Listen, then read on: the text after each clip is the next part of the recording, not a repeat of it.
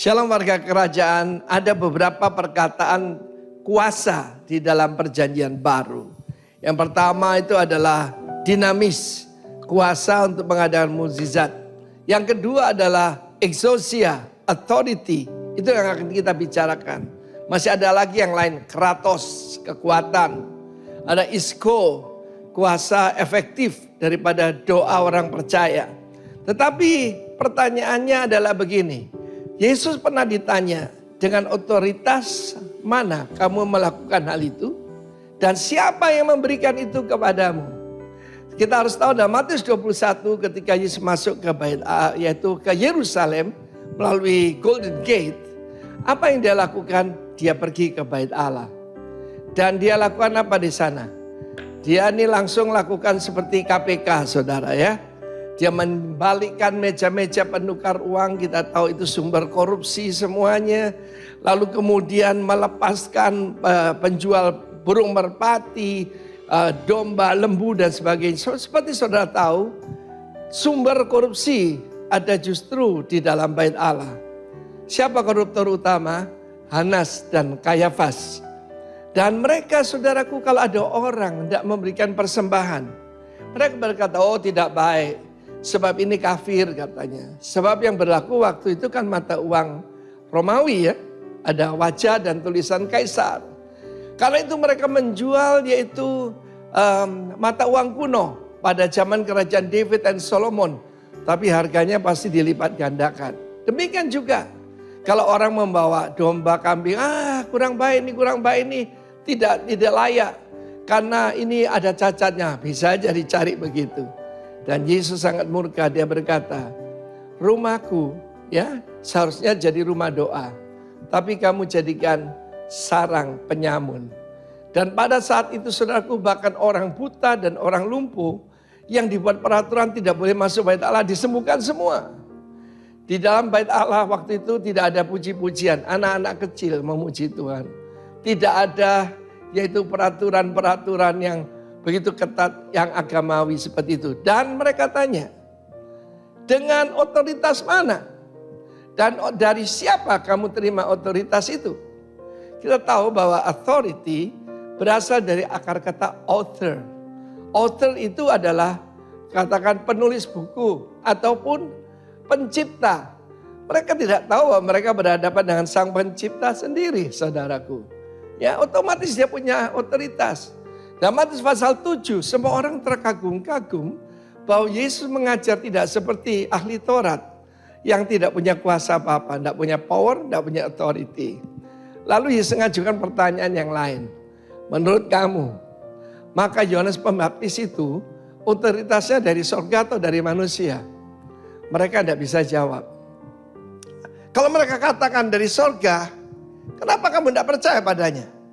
Tapi kalau berkata dari manusia, takut pada orang banyak.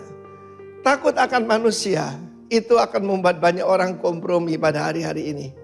Banyak orang terutama di Amerika, itu tidak boleh salah. Manggil orang transgender. Kalau laki-laki jadi perempuan, tidak boleh panggil he, dia harus dipanggil she. Saya mau beritahu pada saudara, takut akan manusia adalah jerat. Tiru Tuhan Yesus, dia tahu otoritas datang dari Bapaknya.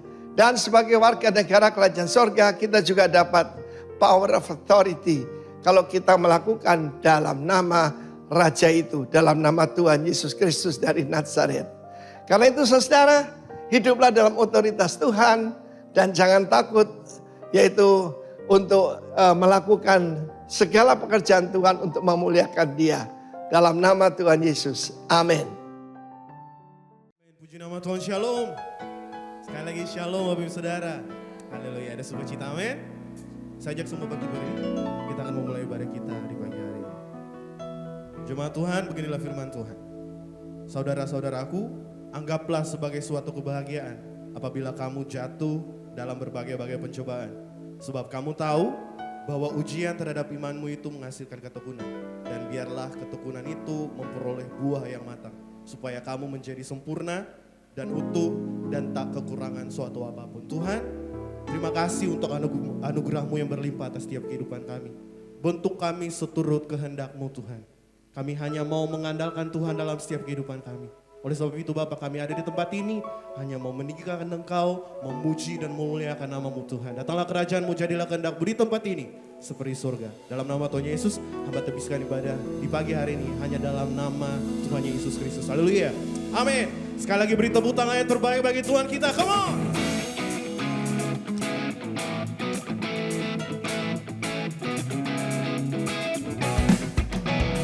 Tepuk tangan bagi Tuhan dong.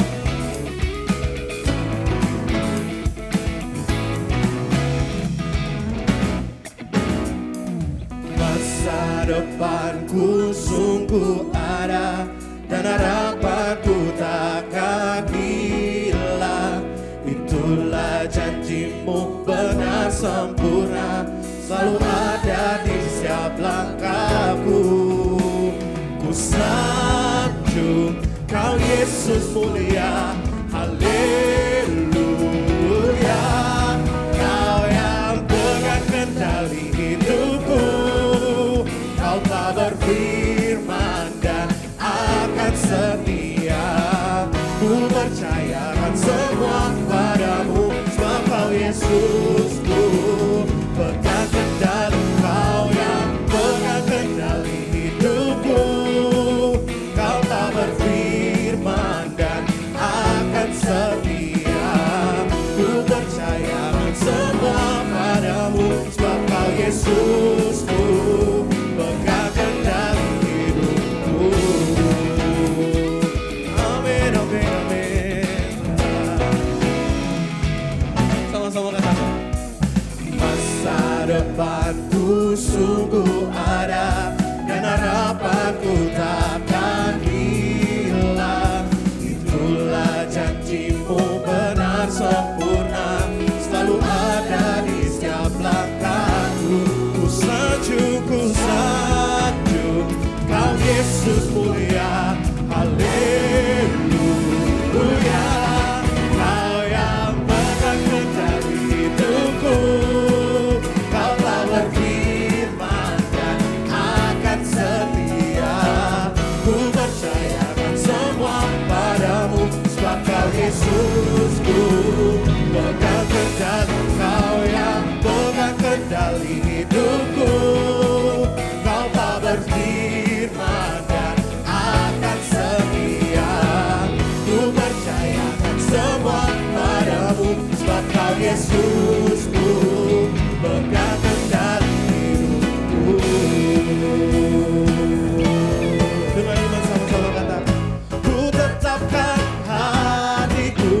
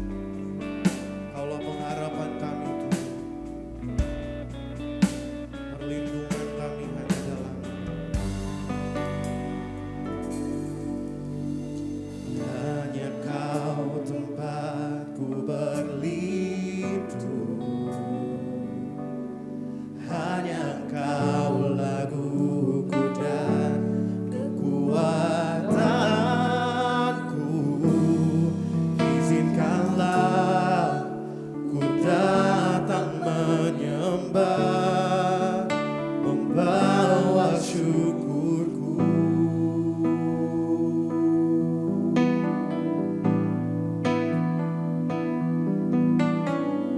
Hanya Kau tempatku berlindung,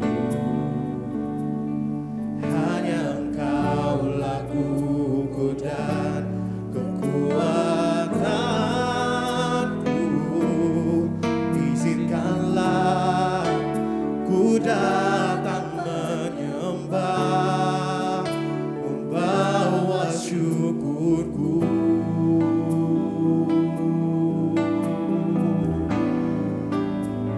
Sedalamnya hatiku Kau pun tahu, dan kasih-Mu tak jauh dalam jiwaku. Di dalam kesesakan, di dalam kemenangan, ku tahu Engkau selalu bersamaku.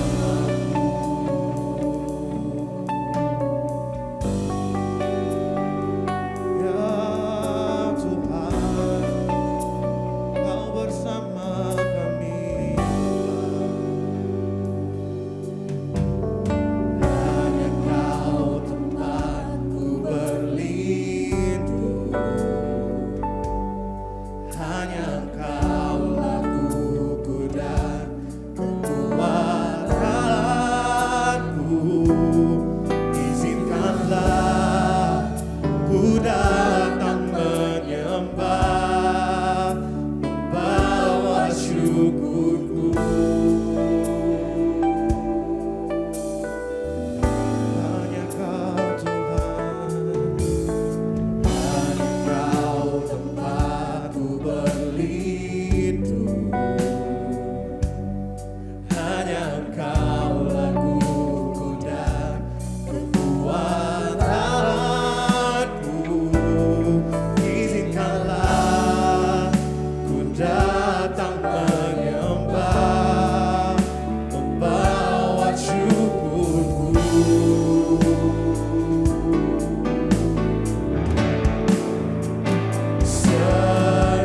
Sedalamnya hatiku Kau pun tahu, dan kasih-Mu tak jauh dalam jiwaku. Di dalam kesesakan, di dalam kemenangan, ku tahu Engkau selalu bersamaku. Sedalamnya hatiku Kau pun tahu, dan kasih-Mu tak jauh dalam jiwaku.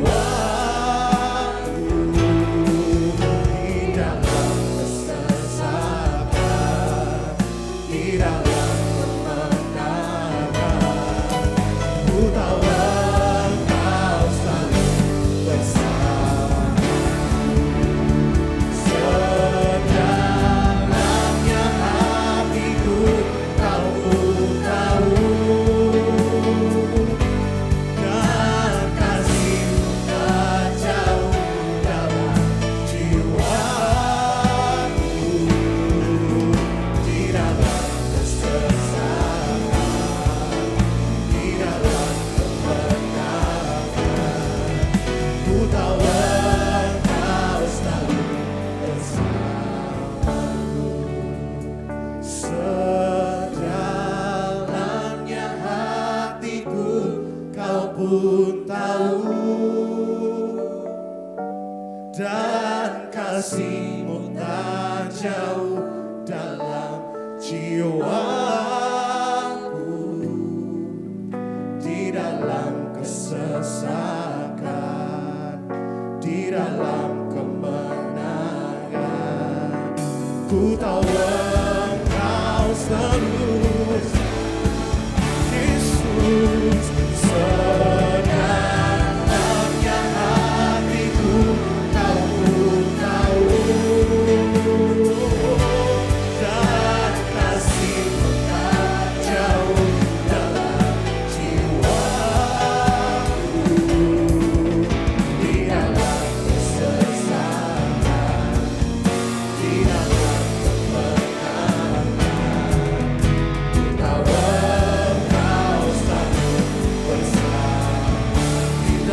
kesesakan, di dalam kesesakan, di dalam kemenangan. Ku tahu Engkau lestari bersamaku, di dalam kesesakan, di dalam kemenangan. Ku tahu Engkau selalu bersamaku, Tuhan. Oh, percaya penuh Bapa, selalu bersama kami Tuhan. Kau yang menuntun langkah kami Bapa.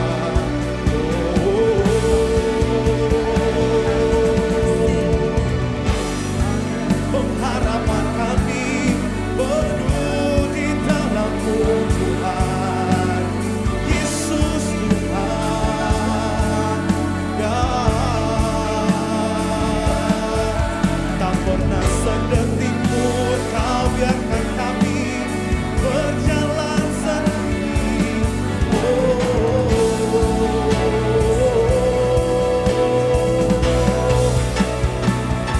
Tak pernah berkekurangan kami Tuhan, saat kami berharap penuh dalam-Mu Yesus. Ya Tuhan,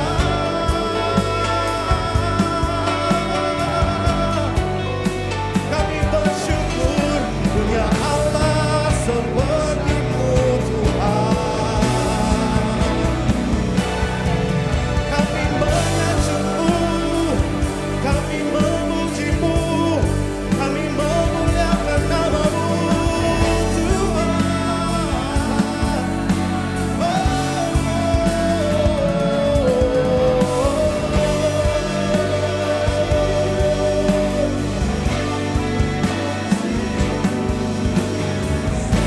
Yesus Tuhan.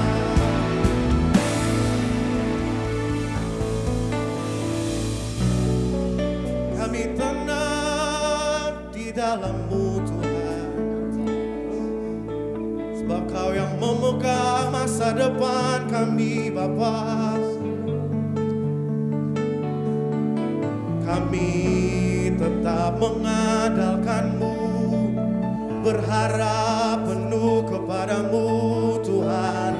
Allah kami, Tuhan kami, Kau layak terima pujian syukur kami Tuhan.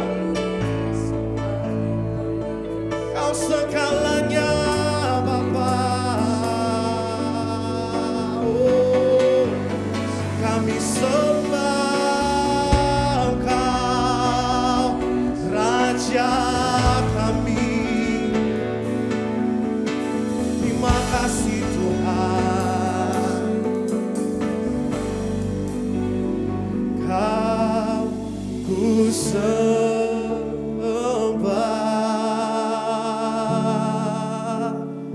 Kau ku sembah,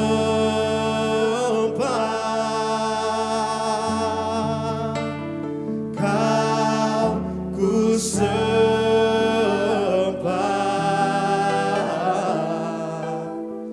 Oh Tuhan,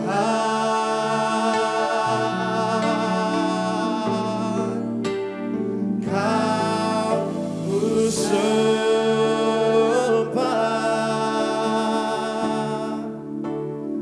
Kau ku sembah.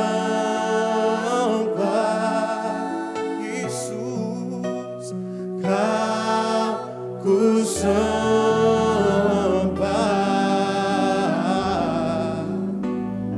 Oh Tuhan, kami sembah Engkau Tuhan. Kau ku sembah, Kau layak, Kau layak.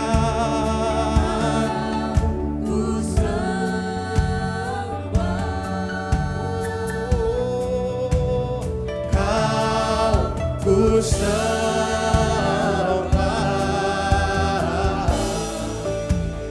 Oh Tuhan, kami sembah Kau Tuhan, ku sembah.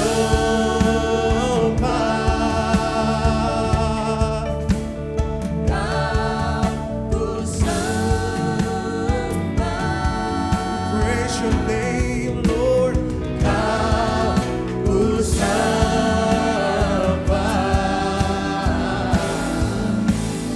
Oh Tuhan, kami sembah Kau Tuhan, ku sembah Tuhan, ku memuji-Mu, ku sembah. Oh Tuhan,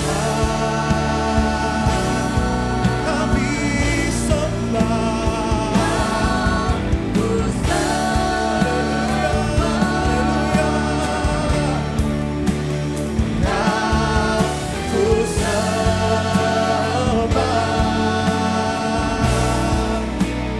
Kau ku sembah.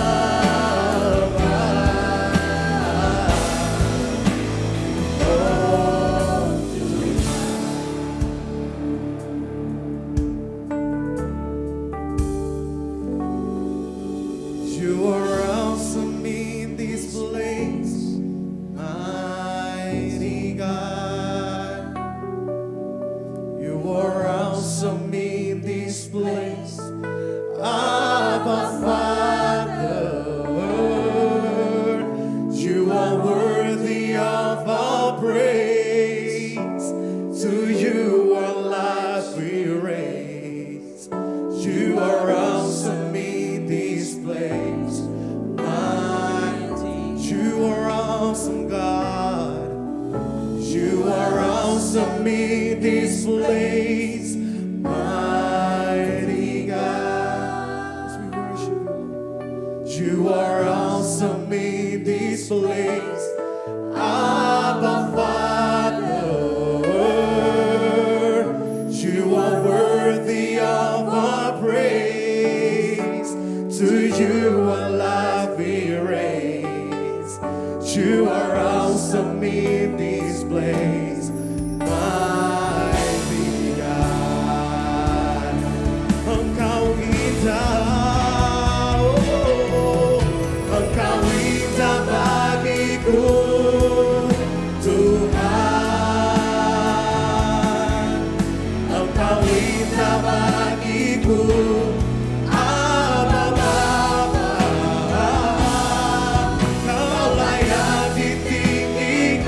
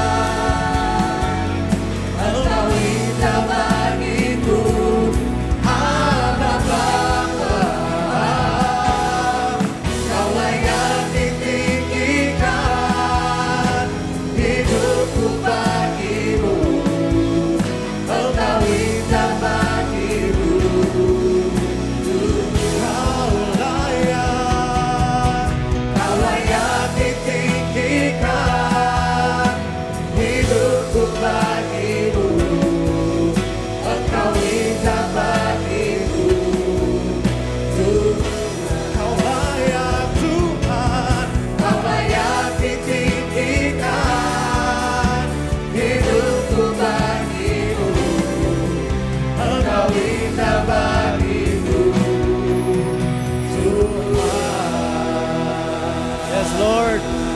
Thank you. Terima kasih Tuhan. Kami mengakui bahwa Engkau Tuhan kami. Engkau Tuhan yang mengasihi kami. Keindahan-Mu kami nikmati hari lepas hari. Bahkan hari ini di hadirat-Mu kami mau mengakui bahwa Engkaulah Tuhan kami. Engkaulah yang memegang otoritas tertinggi dalam kehidupan kami. Kami mau berterima kasih buat pagi ini Tuhan. Sekarang bicara pada kami oleh firman-Mu. Teguhkan kami oleh firman-Mu. Hamba-Mu berdoa firman yang hidup, firman yang berkuasa, firman yang kuat. Yang lebih tajam dari pedang bermata dua manapun dilepaskan di tempat ini. Hamba-Mu berdoa sementara firman-Mu disampaikan, sembuhkan yang sakit, kuatkan yang lemah. Tapi lebih daripada itu biar kami mengenal pribadi-Mu, kami mengenal jalan-jalan-Mu. Kami mengetahui apa yang menjadi keinginan-Mu dalam kehidupan kami Tuhan. Bicara pada kami, bantu hamba-Mu untuk mengkomunikasikan firman-Mu. Supaya kami semua diberkati oleh firman Tuhan. Bagi Tuhan semua kemuliaan kekal sampai selama-lamanya. Dalam nama Yesus kami berdoa. Haleluya. Amin. Amin. Silakan saudara duduk. Selamat pagi saudara-saudara. Shalom. Puji Tuhan. Mari kita masih dalam bulan otoritas ini. Authority to influence. Saya berharap saya akan memberikan, saya sudah mendengar pembicara-pembicara yang berbicara pada saudara tentu apa yang disampaikan oleh gembala senior kita di suara gembala telah memberikan masukan-masukan yang luar biasa buat kita. Nah, saya ingin mengambil sisi yang agak berbeda. Saya ingin membahas otoritas dengan sedikit mengambil dari sisi, dari angle yang berbeda. Nah, mari kita baca Alkitab kita di dalam kitab Matius pasalnya yang ke-8. Kitab Injil Matius pasalnya ke-8 dan dari situ kita akan membahas tentang otoritas. How authority can draw the power of God in you. Bagaimana otoritas itu akan menarik kuasa Allah bergerak dalam kehidupan saudara. Ya, nah tentunya saudara sudah tahu perbedaan antara otoritas dan kuasa. Saudara sudah tahu ya, itu beda, itu bukan hal yang sama. Kalau saudara dengar kata otoritas dan kata kuasa, itu dua hal yang berbeda. Ya.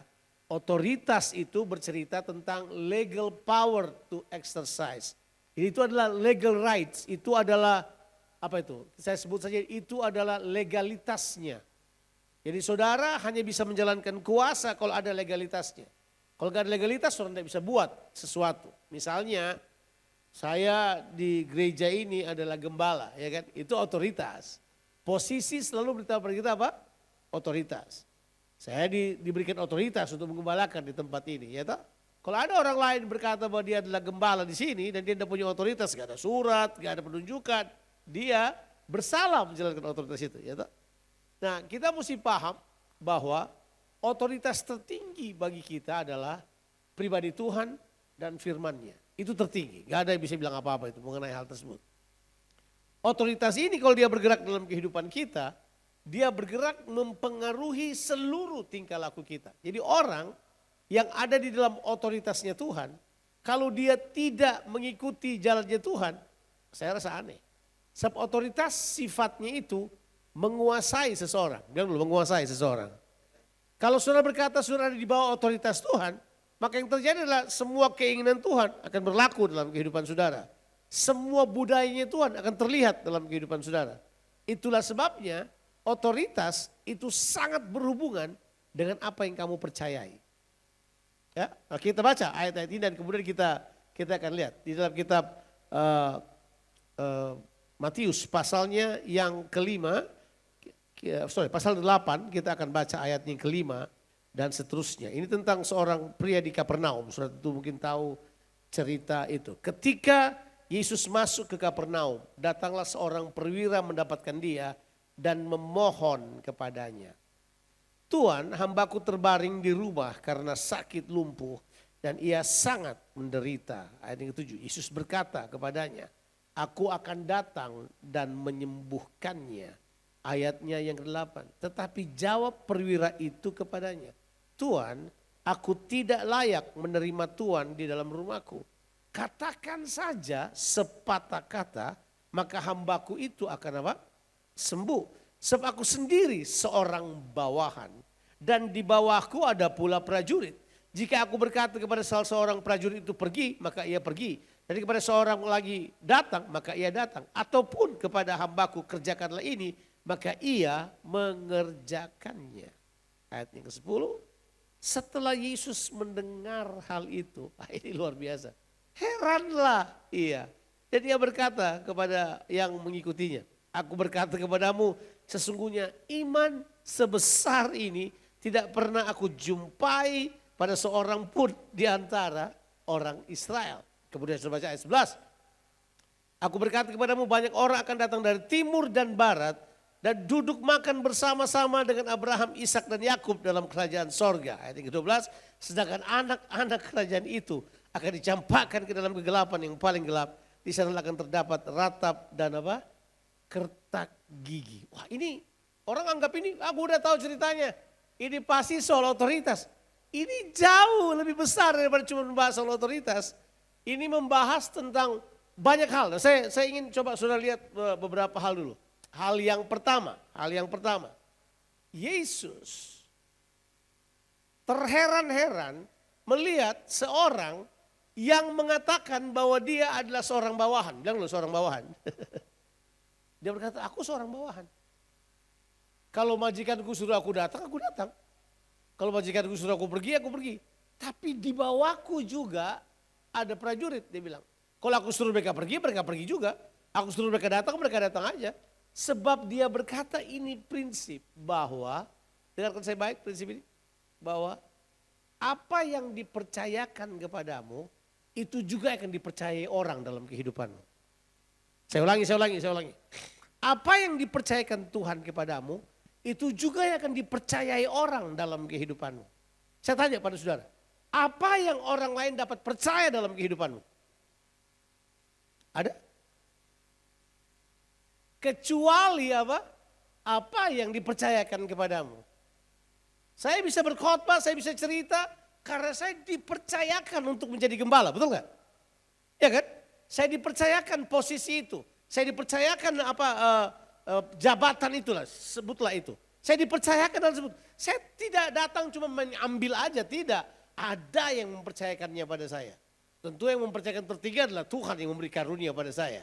Yang kedua adalah organisasi yang Tuhan pakai untuk menetapkan saya secara resmi di bangsa ini untuk menjadi seorang gembala. Jadi saya ada kartu anggota, ada kartu jabatannya, ada kualifikasinya, ada surat tugasnya, ada. Saya punya itu.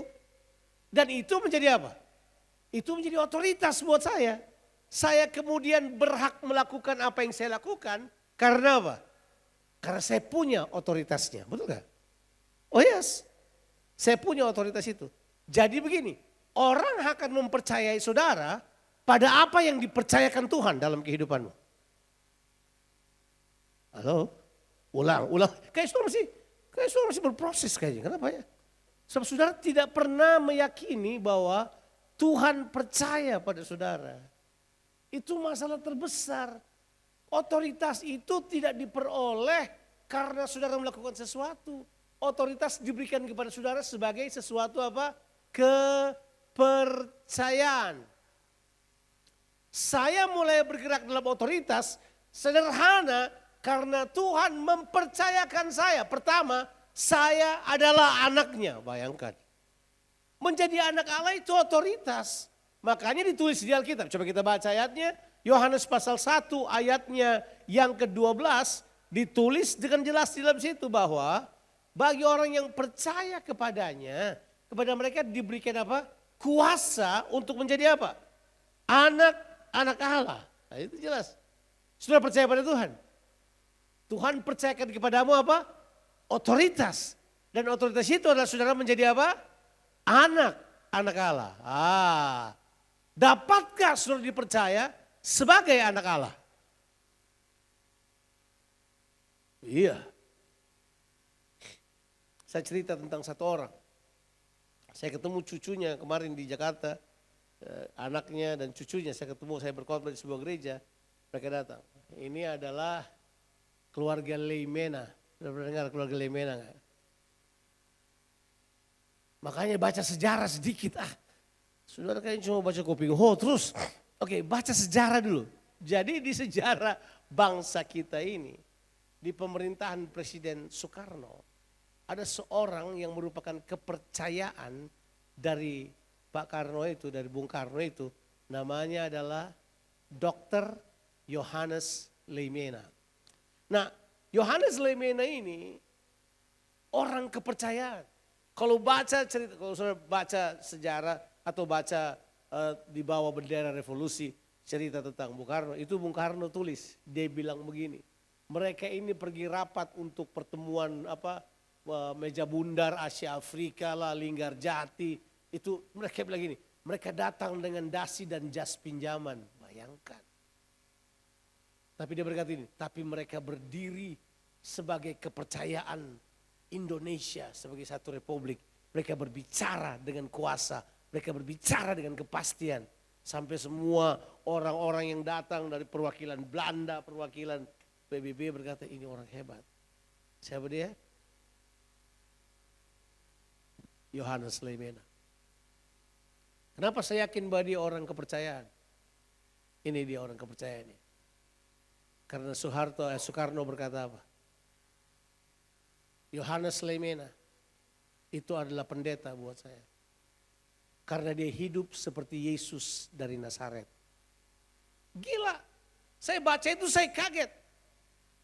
Ada seorang yang punya pengaruh dan mari saya beritahu pada orang ini telah jadi Perdana Menteri, Waperdam, jadi apa aja di dalam pemerintahan Soekarno. Soekarno banyak ditangkap di sana, dia yang jalankan negara. Siapa dia? Seorang yang dipercayakan, orang sangat sederhana. Siapa dia? Seorang pengikut Yesus Kristus.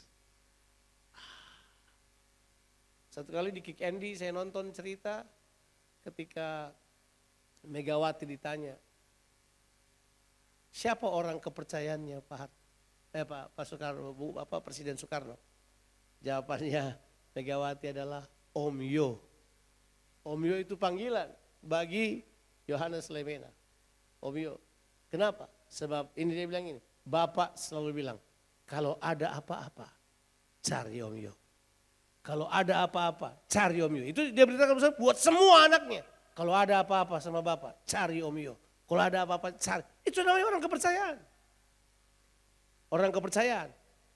Saya cerita ini bukan cuma karena dia orang Ambon, bukan. Saya cerita ini karena ceritanya betul-betul ini yang disebut dengan apa? Sebuah otoritas. Otoritas itu datang karena kepercayaan. Saudara tidak datang karena saudara pendidikan tinggi, enggak. Kalau otoritas turun pada seseorang itu karena Tuhan memberi otoritas. Masalahnya kita mesti tahu semua orang percaya diberi otoritas sebagai anak-anak Allah. Dan kalau dia berbicara otoritas, dia berbicara tiga hal kan. Dia berbicara identitas. Dia berbicara fasilitas. Halo? Ya, dia bicara identitas, dia berbicara fasilitas, tapi dia juga bicara prioritas. Kalau saudara menjadi anak Allah, prioritas bagi Tuhan untuk pelihara saudara. Prioritas bagi Tuhan untuk menjaga kehidupanmu. Prioritas bagi Tuhan untuk memberikan apa yang saudara perlukan. Karena saudara adalah anaknya. Ya kan? Saya belajar waktu saya punya anak yang pertama. Begitu anak saya lahir, saya langsung berkata dalam diri saya kepada anak saya berkata, kamu tidak akan pakai sepatu robek lagi kalau kamu besar nanti. Bapakmu boleh, tapi kamu jangan. Kenapa? Saya langsung berpikir bahwa saya bertanggung jawab untuk kehidupannya. Sebab otoritas itu kalau dia datang, dia memberikan kepada kita identitas. Nah identitas ini kemudian yang akan menjadikan kita seorang yang memiliki fasilitas. Fasilitas kerajaan Allah. Saudara bisa akses Tuhan lewat doa. Saudara bisa akses Tuhan, kuasanya. Semua tentang Tuhan saudara bisa akses karena saudara adalah anak Allah. Halo? Kita anggap enteng pengajaran otoritas, tapi itulah otoritas. Otoritas, dia kalau datang Tuhan percayakan kepada kita, orang akan terkejut. Nah dalam kisah ini kita melihat bahwa seorang perwira ini datang. Kemudian dia menawarkan sesuatu pada Yesus. Dia bilang begini, Yesus gini ya, memang hambaku sakit. Yesus berkata, udah aku datang ke rumahmu sembuhkan. Dia berkata, enggak usah datang. Apa yang dipercayai oleh orang yang punya otoritas ini? Mereka percaya semua otoritas berisi kuasa. Semua bilang dulu, semua otoritas berisi kuasa. Yes. Kuasa menjadi anak Allah itu ada ditulis. Sudah baca kitab Roma. Kalau sudah dibaptis, sudah keluar dari air. Dia bilang gini, kamu menerima kuasa untuk menjadi anak Allah. Itu jelas. Ada otoritas dan ada kuasa di dalamnya. Jadi dia berkata, udah gak usah datang. Ini kata dia bilang. Sepatah kata aja. Dia pasti sembuh. Yesus kaget.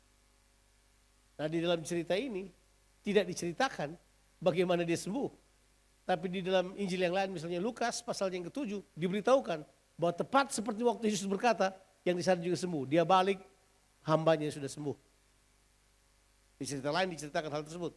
Di kisah ini justru diberitahukan bahwa ada bangsa Israel yang tidak menghargai otoritas. Sampai Tuhan berkata begini, kalau kamu tidak menghargai otoritas, orang lain akan melakukannya. Makanya coba lihat ayatnya ke itu, ayatnya kembali di Matius pasal 8 tadi. Coba lihat ayatnya yang ke-11 tadi dan 12. Coba sudah lihat ayat itu. Ya. Aku berkata banyak orang datang dari timur dan dari barat dan duduk makan bersama-sama dengan siapa? Abraham, betul. Oke, betul ya? Betul? Abraham dan apa? Ishak dan Yakub dalam kerajaan sorga. Ayat yang ke-12, dia bilang ini, sedangkan anak-anak kerajaan itu dicampakkan dalam kegelapan. Apa yang coba Yesus katakan buat kita? Apa? Dia coba bilang buat kita gini, ada anak-anak Tuhan yang tidak menghargai otoritas yang Tuhan berikan buat mereka. Sampai yang terjadi adalah orang dari timur, orang dari barat akan duduk bersama-sama dengan Abraham.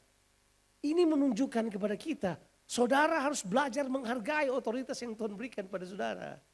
Ada banyak orang pandang enteng otoritas. Hargai otoritasmu dan hidup di dalamnya. Sekali lagi, otoritas ini mempengaruhi kehidupan kita. Nah, orang itu terbiasa. Makanya pujian Yesus kepada orang ini apa coba? Coba kita lihat ayatnya yang ke-10 tadi. Coba kita mundur ayat yang ke-10, jangan yang ke-11. Ayat ini. Coba kita lihat dulu apa yang Yesus puji dari dia. Dia menunjukkan otoritas, Yesus membacanya iman. Betul gak? Coba kita lihat. Setelah Yesus mendengar hal itu, heranlah ia. Jadi Yesus terheran-heran cuma karena dua hal. Satu karena ini, satu karena ketidakpercayaan. Jadi aneh ya. Tapi nanti kita bisa bahas. Yesus sampai di Nazaret, dia mau buat mujizat, enggak bisa. Yesus berkata, Yesus heran. Karena gak ada kepercayaan, gak ada iman di situ. Sini juga dia heran. Tapi dia heran pada hal yang baik. Yang dia heran, dia berkata begini, aku berkata kepadamu, sesungguhnya iman sebesar ini. Wow, jadi berarti saya paham betul bahwa begini, kalau orang beriman, bilang dulu beriman, dia paham otoritas. Sebab otoritas itu berurusan dengan imanmu. Bilang dulu, otoritas dan iman berjalan bersama. Ya, ada orang cuma mau terima-terima aja. Yang penting kita, enggak. Kalau imanmu tidak bertumbuh, otoritasmu tidak bertumbuh. Saya ulang. Kalau imanmu tidak bertumbuh apa? Otoritas gak bertumbuh. Dan yang paling malang dalam kehidupan kita adalah kita temukan anak-anak Tuhan duduk di gereja 30 tahun, 10 tahun, 20 tahun. Ada yang mungkin sudah 50 tahun ikut Tuhan. Saya bicara pada diri saya juga sudah 40 tahun kan ikut Tuhan, melayani Tuhan. Saya beritahu pada saudara bahwa seringkali kita ini tidak mengalami kuasa Tuhan. Bahkan kuasa Tuhan tidak bisa keluar dari kehidupan kita. Kita kemudian menjadi seorang yang lemah dan berkata, oh nantilah kalau pendeta datang. Enggak saudara, siapa yang bilang? Ada ayat di Alkitab, kalau kamu punya masalah tunggu pendeta datang. Tidak ada ayatnya itu. Saudara harusnya berdiri dan berkata begini, hey di dalam saya ada otoritas. Di mana ada otoritas, di situ ada kuasa bergerak. Di mana ada otoritas, di situ iman akan bergerak. Dan kita tahu itu. Otoritas itu memberikan kepada kita kekuatan dari dalam. Ada kekuatan dari dalam. Yesus berkata begini, iman sebesar ini saya enggak temukan dari orang Israel. Padahal dia siapa ini? Perwira dari apa? Kapernaum. Saudara mesti paham bahwa yang dimaksud di sini adalah orang ini bukan orang dari Yahudi. Dia orang perwira, Romawi. Tapi dia tahu artinya. Bagaimana seorang bergerak dengan otoritas. Oke, stop dulu sebentar. Kalau saudara punya masalah, hal pertama apa yang saudara pikirkan? Misalnya saya punya utang, misalnya saya punya apa aja, masalah apa aja. Sakit, relationship, apa aja. Udah punya pekerjaan, financial problem, apa aja. Semua terputar-putar di situ. Masalah kita kan cuma itu aja. Emang ada yang lain. Paling baik cuma itu aja. Ya kan? Kalau saya punya masalah, tahu nggak yang kita pikirkan adalah apa? Jalan keluar. Betul kan? Nah, mari saya mau beritahu pada saudara. Jangan pikir jalan keluarnya. Pikir otoritasnya dulu. Ulang. Kita ini maunya langsung solusi. Enggak. Solusi sudah ada. Masalah saudara, solusinya sudah ada. Saudara belum lihat aja. Karena Alkitab bilang, kamu tidak dicobai melampaui kekuatanmu. Dan kalau kamu dicobai, Tuhan telah menyediakan jalan keluar, sudah. Dari wajah kayaknya enggak, masa sih? Kayaknya kita kayak ada di gang buntu, kita kayak ada di jalan yang enggak ada jalan keluar, kayak kita di terowongan yang gelap. Hei, saudara udah pernah baca Alkitab kalau begitu? Ya, coba kita baca ayatnya kalau gitu, saudara pikir saya ngarang-ngarang lagi. Oke, 1 Korintus pasalnya ke-10 ayat yang ke-13. Lihat ayat ini supaya saudara paham. Pencobaan apa? Yang kamu alami ialah pencobaan-pencobaan biasa. Oke, jadi kalau kamu nggak alami nggak apa-apa. Nggak usah ambil pencobaan yang bukan kamu punya. Ya, yang kamu alami aja, yang orang lain alami tenang-tenang aja. Udah. Oke, yang tidak melebihi kekuatan manusia. Sebab Allah setia. Dan karena itu ia tidak membiarkan kamu dicobai melampaui kekuatanmu. Kita suka berhenti sampai di situ aja. Padahal coba ayat berikutnya. Pada waktu kamu dicobai, ia akan apa? Ya, jadi jalan keluar sudah ada. Sudah. Jalan keluar kepadamu. Sudah. Sudah ada belum? Sudah. Kenapa kita nggak dapat? Itu dia. Karena begitu kamu menggunakan matamu untuk melihat jalan keluar menurut caramu, disitulah masalah datang. Oh, kalau kehabisan uang, kita pinjam saja. Kan begitu. Nah harusnya no, you stay. Tunggu aja, jalan keluarnya pasti ada. Jalan keluarnya pasti ada. Karena dia bilang, aku pasti memberikan jalan keluar. Jadi bagi Tuhan sudah ada jalan keluarnya disediakan. Bagian kita sebenarnya kalau menurut saya adalah kamu mulai berpikir, oh saya ini adalah anak Allah. Iya, saya ini punya fasilitas. Saya ini punya otoritas. Jadi sebenarnya cobaan-cobaan itu cuman exercise saja buat saudara mengeluarkan otoritas saudara. Supaya saudara mengeluarkan kuasa di dalam saudara. Supaya saudara mengeluarkan semua kepercayaan yang Tuhan sudah taruh dalam diri saudara. Halo? Makanya Yesus bilang, orang ini punya iman yang sangat besar.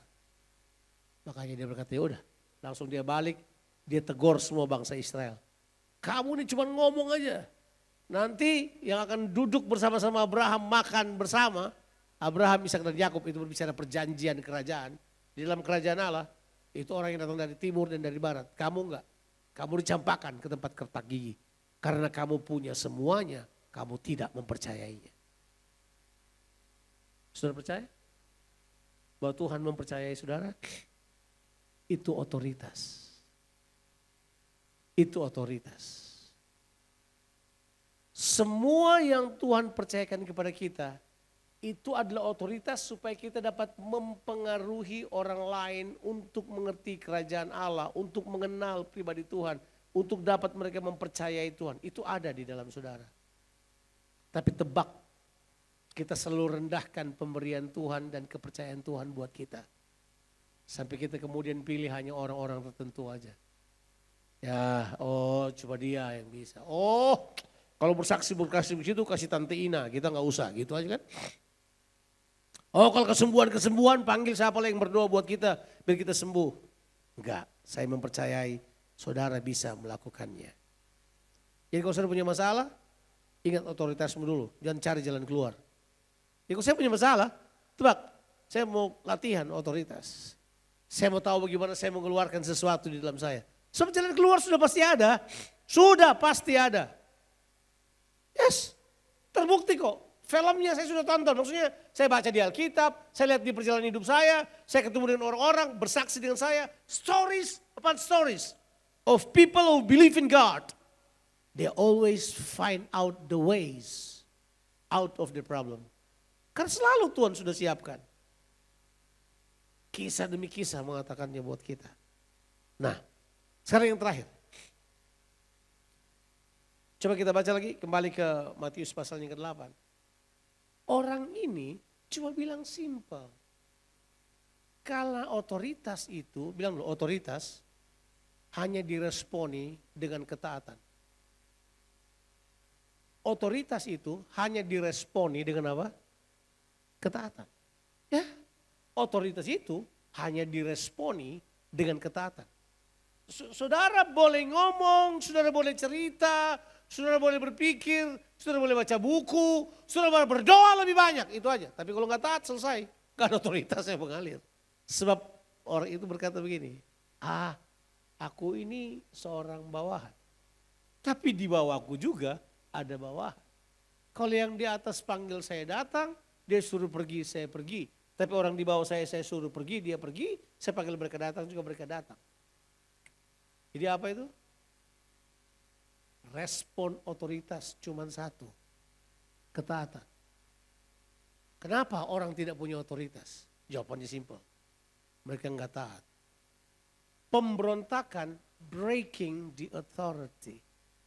Makanya, nggak tahu kalau sudah pernah dengar saya bilang ini, di sistem kerajaan kegelapan, itu ada agama, betul ya? Ada uang, tapi ada yang saya sebut dengan illegal power. Karena mereka punya otoritas yang bukan dari Tuhan. Ya, kalau ada pemberontak yang melawan dengan kuasanya, melawan Tuhan, memberontak, dia boleh punya kuasa. Tapi itu yang disebut dengan apa? Illegal power. Di Alkitab ditulis contoh-contoh illegal power. Saya kasih contoh saja. Illegal power yang paling besar di Alkitab. Itu adalah Nimrod. Sudah pernah dengar kata Nimrod? Kejadian pasalnya yang ke-10 dan pasalnya yang ke-11. Nimrod ini ditulis di Alkitab sebagai apa? Orang yang perkasa di hadapan Tuhan. Padahal terjemahannya harus berbunyi begini. Orang yang perkasa melawan Tuhan. Why? Dia punya kuasa datang dari kerajaan yang lain. So he exercise illegal power. Ya. Saya bisa cerita tentang praktek sihir dalam gereja. Saya bisa cerita apa aja di dalam gereja. Tapi saya mau beritahu pada saudara. Kalau saudara menerima kuasa Roh Kudus dalam diri saudara. Kalau saudara menerima otoritas dari firman Tuhan dalam kehidupan saudara. Kalau saudara menerima kepercayaan Tuhan dalam kehidupan saya, kehidupan saudara, jawabannya cuma sederhana. Itu cuma direspon dengan apa? Mentaati aja. Taat aja. Jawabannya kan simpel banget. Waktu dia bilang gitu. Jadi dia bilang ini, jadi Tuhan sepatah kata saja.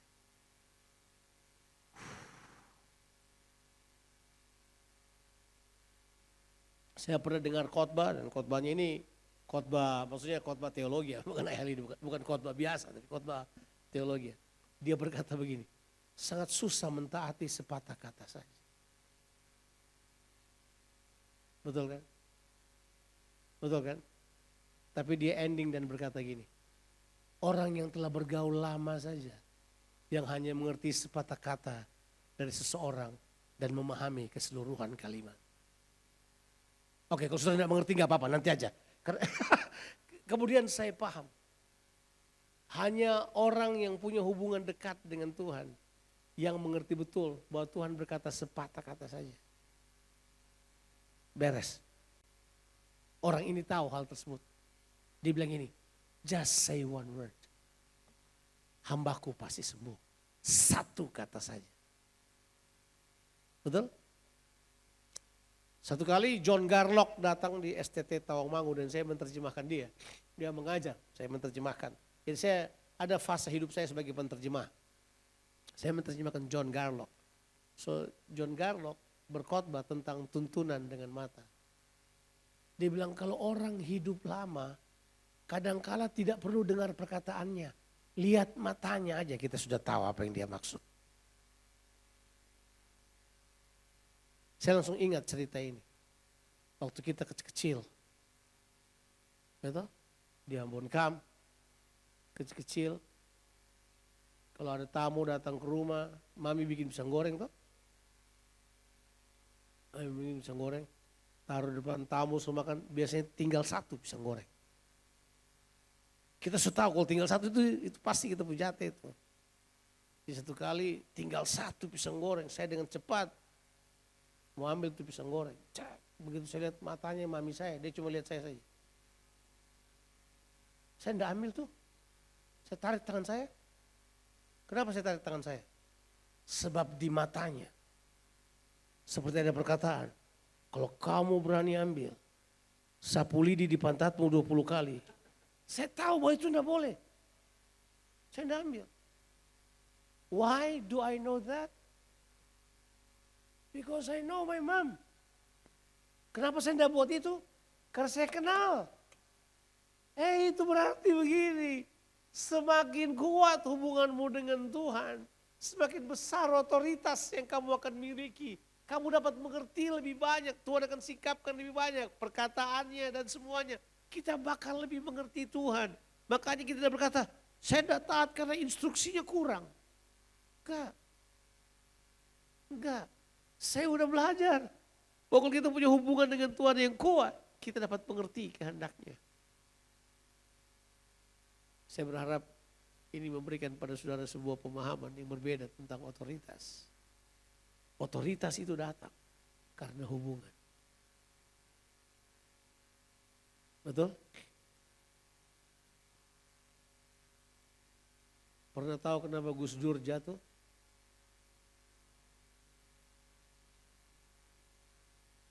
Karena tukang pijit. Tukang pijit punya hubungan sama presiden. Makanya terjadi penyelewengan keuangan. Coba aja sejarahnya. Karena ada tukang pijit yang dekat sama Gus Dur. Kemudian pegang proyek, jadi pembisik, jadi banyak hal. Pernah tahu? Saudara boleh penjual bubur. Tapi penjual bubur saudara disukai oleh istri presiden. Saudara bisa jadi kaya raya, bisa kan? Artinya hubungan saudara can open many opportunities. Tapi kita nggak pernah lihat hal-hal itu. Kita selalu terbatas kepada, saya nggak ngerti. Apa yang kuasai cara berpikir kita? Apakah kebodohan kita kah? Ketidakpercayaan kita. Kesimpulannya memang betul. Ketidakpercayaan. Itu yang Yesus bilang. Bahwa nanti anak-anak Abraham atau anak-anak kerajaan hanya akan dibuang ke tempat yang kertak gigi. Karena ketidakpercayaan mereka. Bagaimana saudara? Saya tanya, saudara punya otoritas ya? Harusnya punya. Apa yang dipercayakan kepadamu, itulah yang akan dipercaya oleh orang lain dalam kehidupan. Kamu punya influence apa? Saya sudah belajar. Tuhan percayakan kepada saya karunia. Dan orang percaya hal tersebut. Betul. Tuhan percayakan lebih banyak hal pada saudara. Saudara akan kemudian mempengaruhi orang lain lebih kuat lagi. So the source of influence kita adalah otoritas itu yang datang dari Tuhan. Makanya coba belajar taat pada Tuhan. Taati, sepatah kata saja. Semakin kita bertumbuh, semakin kita taat. Semakin kita bertumbuh, semakin kita mencintai, semakin kita mendengarkan. Ya. Orang bilang buat saya, Jonathan kau termasuk pria takut istri. Saya bilang tidak. Saya pria yang sayang istri. Karena sayang saya ikuti maunya. Ya. Bayangkan kalau saya disuruh tidak boleh makan durian, saya tidak makan. Padahal saya sudah mau sekali nih. Tapi karena istri saya mengasihi saya mengasihi istri saya sayang dia, dia sayang saya ikuti apa maunya, bukan karena saya takut. Halo, yuk, biar kita bertumbuh di dalam pemahaman yang benar, supaya pengaruh kita pada orang lain dapat dirasakan. Tuhan Yesus memberkati kita sekalian, amin. Mari kita mempersiapkan hati kita untuk masuk dalam perjamuan kudus. Siapkan roti dan anggur saudara, mari kita berdoa. Bapa di sorga, hamba-Mu sangat terbatas untuk memberi penjelasan. Tapi hamba-Mu berdoa supaya Tuhan oleh Roh-Mu berbicara lebih jelas lagi, memberi penjelasan dan pengertian dalam kehidupan setiap orang. Ampuni ketidakpercayaan kami. Ampuni kami menyia-nyiakan apa yang Kau percayakan kepada kami. Ampuni kami Tuhan, seringkali kami menganggap bahwa jalan kami tertutup. Seperti kami memberi option kepada hal yang lain, untuk percaya kepada kekuatan yang lain. Padahal kami tahu Tuhan telah menyiapkan semuanya dalam kehidupan kami. Ampuni kami Tuhan. Hamba-Mu berdoa buat semua jemaat yang hadir. Hamba-Mu berdoa supaya jemaat-Mu mengerti bahwa Tuhan mengasihi mereka. Dan Tuhan mau mereka berjalan di dalam semua yang Tuhan percayakan dalam kehidupan mereka. Bapa, berkati umat. Saya nggak tahu, mari saudara bangkit berdiri sebentar. Saya nggak tahu saudara yang hadir, saya nggak tahu. Tapi kalau saudara punya problema, saudara punya masalah, saya nggak tahu apa masalah saudara. Yuk mari kita lihat bahwa jalan keluarnya Tuhan sudah siapkan. Sebelum kita akan makan minum tubuh dan darah Kristus, saya mau berdoa buat saudara. Kalau saudara memang hari ini saudara punya masalah yang banyak, saudara punya apa aja, saudara merasa bahwa kayaknya nggak ada jalan keluar nih. Saya beritahu pada saudara enggak, jalan keluarnya sudah ada. Sebab Tuhan ada dengan kita. Yang tinggal kita miliki adalah, mari lihat otoritas Tuhan. Otoritas Tuhan yang bergerak dalam kehidupan kita. Mari masuk pada otoritas itu. Taati apa yang Tuhan katakan kepadamu. Dengarkan suara Tuhan. Engkau akan melihat jalan keluar dari Tuhan. Kalau saudara punya masalah, saudara mengalami terobosan, mari angkat tangan saudara, saya mau berdoa. Saudara tempat saudara saja. Bapa di sorga, hamba mau berdoa buat orang-orang yang mengangkat tangan. Karena mereka punya masalah, mereka tertekan dengan apa yang sedang mereka alami sekarang. Aku berdoa sekarang dalam nama Tuhan Yesus Kristus. Aku berdoa biar mata mereka melihat jalan keluar. Aku berdoa biar mereka mengerti apa yang menjadi tujuanmu dalam kehidupan mereka. Sekarang aku berdoa Tuhan, terobosi mereka oleh firman-Mu. Biar mereka tahu di dalam mereka ada otoritas dan tempat yang maha tinggi. Biar mereka semua belajar berjalan dalam otoritas yang Tuhan inginkan. Berkati setiap mereka Tuhan. Thank you. Di dalam nama Tuhan Yesus Kristus. Sekarang hamba mau berdoa, kami mau bersekutu dengan tubuh dan darah Tuhan. Hamba mau berdoa untuk roti dan anggur ini menjadi persekutuan dengan tubuh dan darah Tuhan. Kayak kami makan roti ini, kami bersekutu dengan tubuh-Mu, kami minum anggur ini, kami bersekutu dengan darah-Mu. Di dalam nama Tuhan Yesus Kristus. Amin. Mari saudara persiapkan roti dan anggur saudara.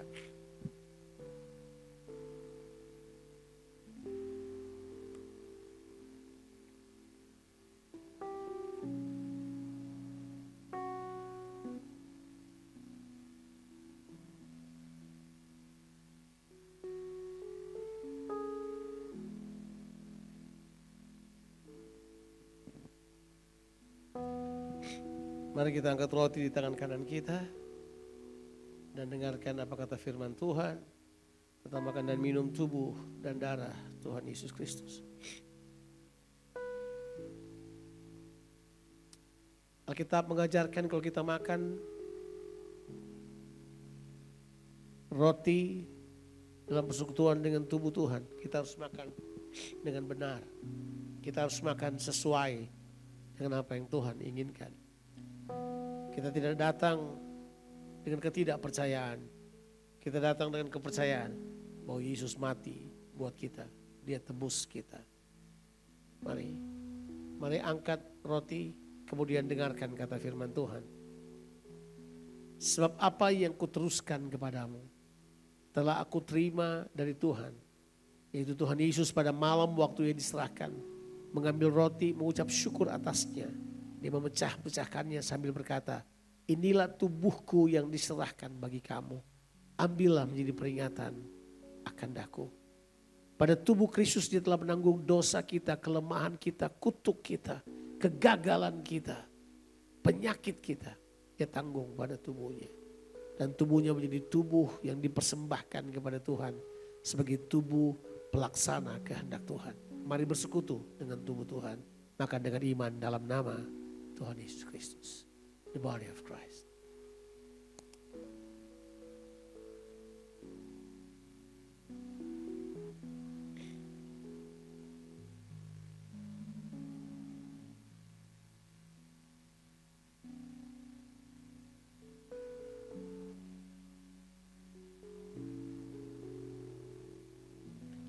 Kita angkat cawan di tangan kanan kita.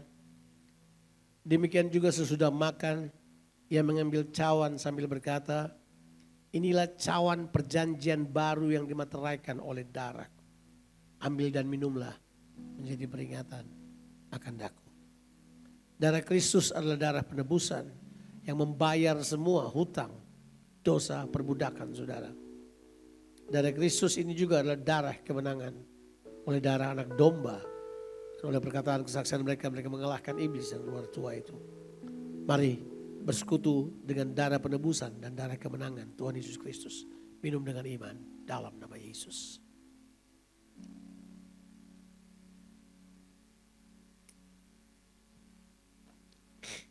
Mari kita bersyukur pada Tuhan. Saya beri kesempatan pada saudara beberapa saat ini untuk bicara pada Tuhan. Lihat keadaanmu. Terima kasih untuk memberikan kepada kami otoritas. Terima kasih Tuhan. Terima kasih karena Engkau mempercayakan kepada kami sesuatu yang luar biasa. Kami punya otoritas sebagai anak-anak Allah. Kami punya otoritas sebagai gereja, sebagai eklesia. Gerbang alam maut tidak akan berkuasa atas kami. Mari naikkan doa saudara, kebutuhan saudara, isi hati saudara. Beberapa saat ini. Thank you Jesus. Thank you Lord. Thank you. Haleluya. Mari sekarang kita berdoa supaya kehendaknya, kerajaannya datang dalam kehidupan kita. Kehendaknya terjadi lewat kehidupan kita. Terjadi di komunitas kita, terjadi di keluarga kita, terjadi di kota kita. Mari kita berdoa, doa Tuhan Yesus ajarkan kepada kita. Bapa kami yang di sorga, dikuduskanlah namamu, datanglah kerajaanmu, jadilah kehendak-Mu di bumi seperti di sorga. Berikanlah pada kami pada hari ini makanan kami yang secukupnya, dan ampunilah kami akan kesalahan kami, seperti kami juga mengampuni orang yang bersalah kepada kami. Dan jangan bawa kami ke dalam pencobaan, tapi lepaskanlah kami daripada yang jahat. Karena Engkau yang punya kerajaan dan kuasa dan kemuliaan sampai selama-lamanya. Amin. Silakan sudah duduk. Shalom, selamat pagi. Kami mengucap banyak terima kasih kepada Bapak Gembala yang sudah memberikan kami sesuatu yang sangat berharga lewat firman-Nya. Kini kita akan mempersembahkan persembahan, kita akan berdoa. Sebelum kami berdoa, kami sedikit memberikan petunjuk buat saudara-saudara yang baru bergabung pada hari ini. Ada persembahan yang bisa kita lakukan lewat kiris, lewat juga transfer, dan juga lewat peti persembahan di belakang. Mari kita berdoa. Bapa, kami mengucap syukur dan berterima kasih kalau pada hari ini Tuhan, kami boleh mendapatkan suatu berkat yang luar biasa lewat firman-Mu. Tuhan, firman-Mu begitu luar biasa bagi kami Tuhan. Dalam memberkati kami dan kami percaya Tuhan, sepatah kata itu Tuhan, Engkau sudah curahkan berkat-Mu kepada kami. Pada saat ini kami akan mempersembahkan Tuhan. Biarlah persembahan ini juga sebagai ucapan syukur kami kepada Engkau Tuhan. Biarlah setiap pribadi Tuhan yang rindu memberikan Tuhan, Kau berkati berlipat kali ganda Tuhan. Baik dalam usaha pekerjaan mereka, dalam keluarga mereka, dan apapun yang dibutuhkan Tuhan. Kami percaya sesuai dengan firman-Mu Tuhan, Engkau sudah memberi jalan keluarnya. Terima kasih Bapak, ini adalah doa kami di dalam nama Tuhan kami Yesus Kristus. Kami mengucap syukur. Amin. Amin, puji Tuhan. Kita semua diberkati, amin. Saya semua bangkit berdiri, kita akan mengakhiri ibadah kita di pagi hari ini.